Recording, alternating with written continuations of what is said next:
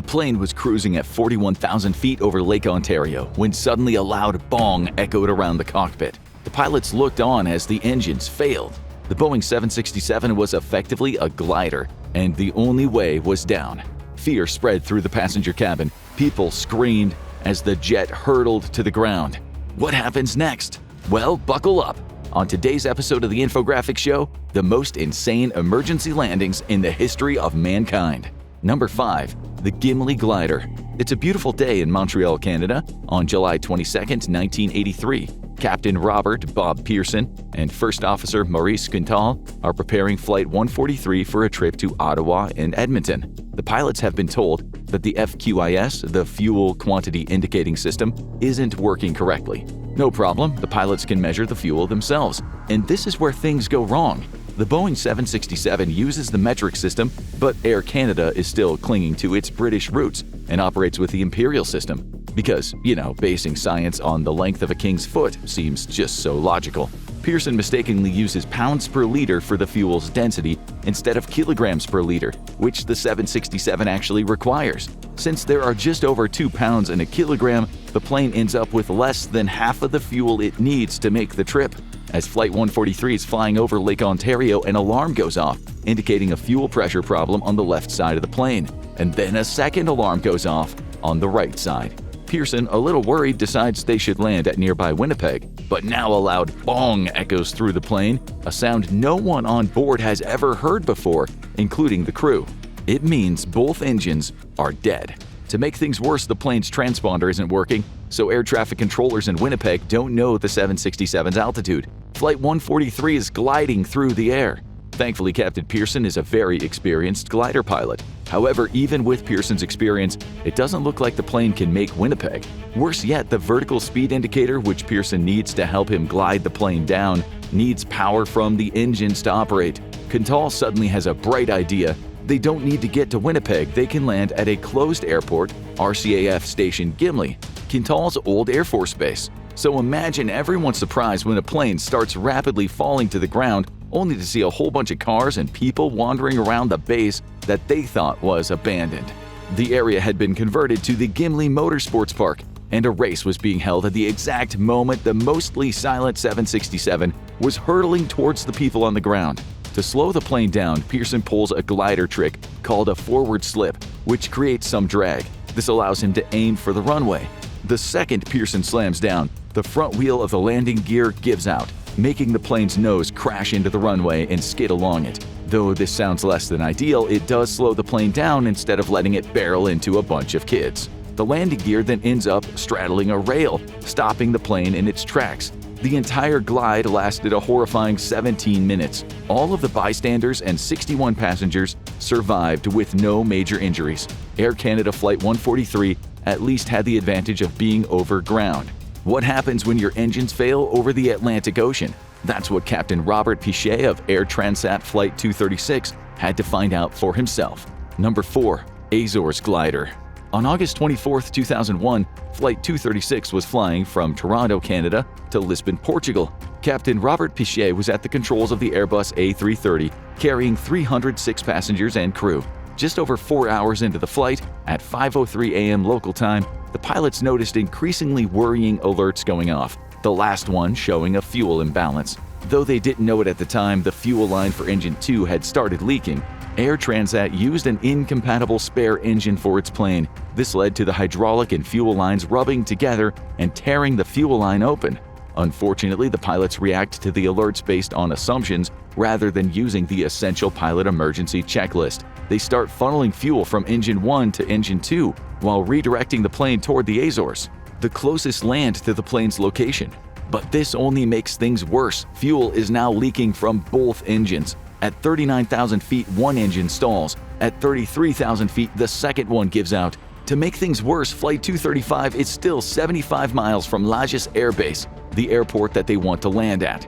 Luckily, not only does Captain Pichet have over 16,800 hours of flight experience, he is also, you guessed it, an experienced glider pilot. The crew's training kicks in as they activate the emergency ram air turbine, giving some power back to the plane. While plummeting to the earth at 2,000 feet per minute, or the height of 2 Eiffel Towers, Pichet finally sees the outline of an island looming out from the darkness. He uses his limited power to make one 360-degree turn and S-turns to lose altitude as they approach the land. The plane crashes down onto the runway, the wheels grinding down to their axles, with Pichet applying the maximum braking power he can to stop the plane. Everyone makes it off the plane alive, which is why, even though Pichet was found to be careless in an investigation, since he didn't handle the fuel alerts correctly, he was still honored with the Superior Airmanship Award. His 75-mile glide is the longest ever recorded. The plane was nicknamed the Azores Glider. At least since the emergency happened in the early hours of the morning, the passengers could barely see or understand what was happening outside. The passengers on JetBlue 292 didn't have to wonder at all, as they were watching live feeds of their own emergency landing. Number 3. Flight 292's Hollywood landing. When Flight 292 took off from Burbank Airport headed towards New York, the pilots noticed there was a small yet significant problem. The front wheels wouldn't retract after takeoff. Captain Scott Burke turned south toward Long Beach Municipal Airport, a JetBlue hub. He needed a visual of the wheels to establish the extent of the problem. The control tower confirmed the landing gear is rotated 90 degrees in the wrong direction and seemingly stuck. Burke thought about where to land and realized LAX, Los Angeles International Airport, had much longer, wider runways that would suit an emergency landing. But first he had to burn off his fuel. Since the Airbus A320 Captain Burke is flying can't actually dump fuel, he begins to draw figure eights over Los Angeles for 2 hours to get rid of it. Understandably, that attracted the attention of people stuck in LA's endless traffic as they wondered what was happening above them. News crews started to broadcast the emergency on televisions all across the country. Inside the plane, the passengers were enjoying the in-flight entertainment, courtesy of JetBlue's DirecTV. Among the latest Hollywood blockbusters was the live footage of their own potentially deadly landing. As the emergency services lined the runway, Captain Burke managed to land the plane safely, the nose gear generating sparks and flames as it slid across the tarmac. Despite minor damage, everyone on board escaped unhurt. Since this is an LA to New York flight, there were entertainment industry professionals on board, including actress Taryn Manning and screenwriter Zach Dean. Dean would later go on to write Deadfall, a script inspired by his experience on the nerve-wracking JetBlue flight. However, when thinking of iconic emergency landings in movies, nothing compares to Sully, and no list of emergency landings would be complete without it. Number 2. Miracle on the Hudson. It's a cold January day in 2009 when U.S. Airways Flight 1549 takes off from LaGuardia Airport in New York City on its way to Charlotte, North Carolina. Captain Chelsea Sullenberger and First Officer Jeffrey Skiles are in the cockpit. Just a few minutes in, a massive flock of birds flies directly at the plane. Both pilots hear an unnerving series of splats as birds hit both engines of the Airbus A320. Suddenly, the noises are replaced by an eerie silence. The birds have knocked out both engines. While engines can withstand some level of bird accidents, they are not built to withstand an Alfred Hitchcock invasion-like level of attack. The more experienced Sully immediately takes over control, while Skiles makes his way through an emergency checklist. It's no use, the engines won't restart. The plane is now circling the top tip of densely populated Manhattan. Air traffic controllers urge Sully back to LaGuardia, but he realizes he won't be able to make it. Even if he tried, there's a good chance he'd crash into Midtown Manhattan, killing thousands of people. Off to his right, he sees Teterboro Airport. His quick hope of landing there is immediately shot down when he realizes the plane is just a couple of thousand feet off the ground, with little time to maneuver. As the pilots realize they are out of options, they decide to do the only thing they can: land in the Hudson River. Sully goes on the plane's intercom telling the passengers to brace for impact, and the whole crew prepares for an emergency landing they almost certainly don't believe they can really make.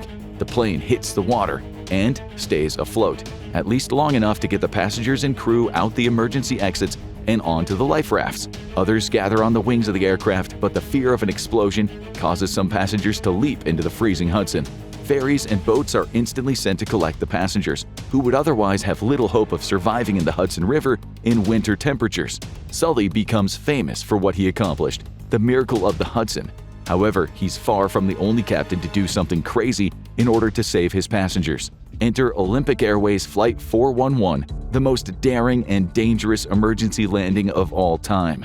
Number 1. Feet from disaster. On August 9, 1978, it was a balmy 109 degrees Fahrenheit in Athens, Greece. Pilot Sifis Migadis and his co-pilot Konstantinos Fikardos take off in one of the most impressive planes of that or any era, the Boeing 747-200. This massive plane has 4 engines to give it almost 46,000 pounds of thrust it needs to get off the ground. Fully loaded with 400 passengers and 18 crew, the plane has some problems. As engine 2 needs fixing, it's not operating on full thrust, but that doesn't mean the flight can't go ahead. The plane is also equipped with a water injection system to keep the engines cool enough to enable takeoff. At 2 p.m., the hottest part of the day, Flight 411 begins its journey to New York. Unfortunately, the water injection system is switched off. To this day, no one is sure why. This means the engines start to overheat in the hot Greek air. As the plane's wheels leave the ground, the passengers hear a sickening thump as Engine 3 disintegrates, with part of it falling off the aircraft onto the runway below, and everyone who paid for a window view immediately regrets it. Captain Migadis has a real problem. He had only 3 fully functional engines to begin with. Now he can barely get his plane to 600 feet, way too low in general, but more so when flying over a bustling capital city. To make matters worse, this is a city with a lot of hills. Looking out the cockpit window, the pilots see a 656-foot-high hill rapidly approaching. Ignoring his training, Captain Migadis knows he'll have to break a few rules to save his plane.